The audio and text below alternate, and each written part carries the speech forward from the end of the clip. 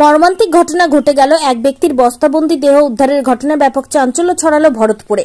মুর্শিদাবাদ জেলার ভরতপুর থানার অন্তর্গত গুন্দরিয়া এলাকায় এক ব্যক্তির বস্তাবন্দি মৃতদেহ উদ্ধারের ঘটনায় ব্যাপক চাঞ্চল্য ছড়িয়ে পড়ল।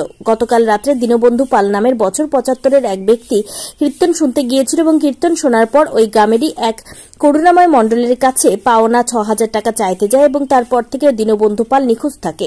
সকালে বস্তাবন্দি দেহ উদ্ধার হবার পর দেহটি শনাক্ত করে পরিবারের সদস্যরা এবং করুণাময়ী মণ্ডলের নামে থানায় লিখিত অভিযোগ দায়ের করা হয়। পরিবারের সদস্যদের কাছ থেকে লিখিত অভিযোগের ভিত্তিতে ভরতপুর থানার পুলিশ করুণাময় মণ্ডলকে আটক করেছে বলে পুলিশ সূত্রে জানা গিয়েছে। বর্তমানে দীনবন্ধু পালের মৃতদেহ কান্দি মহকুমা হাসপাতালের পুলিশ মর্গে নিয়ে আসা হয়েছে ময়নাতদন্তের জন্য। ঘটনায় কান্নার রোল পরিবার জুড়ে এবং অভিযুক্তের কঠিনতম শাস্তির দাবি করেছেন মৃতের পরিবারের সদস্যরা। এবং ওকে ধরে বন্দি করা হয়েছে। টাকা পেত জেঠু। এনার নাম দীনবন্ধু পাল। উনি টাকা চাইতে গিয়েছিলেন, বাড়িতে বলে গিয়েছে যে ওর কাছে কিছু টাকা পাবো, টাকা চেয়ে আনবো এবং ওই গানটাও শোনা হবে, আমার গান শুনতে গিয়েছিলেন।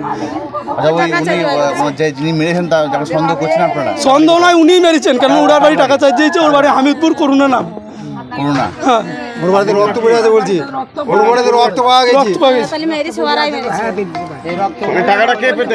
টাকাটা ইনি পেতেন, ৬,০০০ টাকা।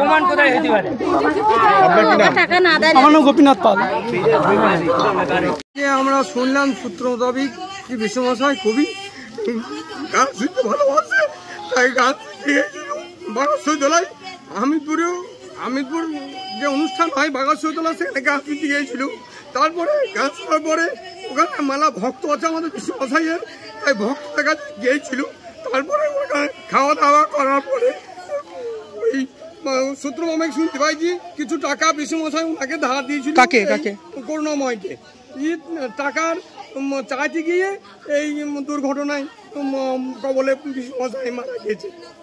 আচ্ছা, আজকে কি হলো সকালবেলায়? আজকে সকালবেলায় আমরা শুনতে পেলাম একটা বস্তা ভর্তি লাশ মাঠের মধ্যে পড়ে আছে, দিয়ে সেই আমরা শুনলাম। তারপরে ওখানকার স্থানীয় লোকজন প্রশাসন নিয়ে গিয়েছে থানায়, দিয়ে আমরা দেখলাম আমাদের বিশ্বমশাই। কি নাম আপনার? আমার নাম সজল ঘোষ।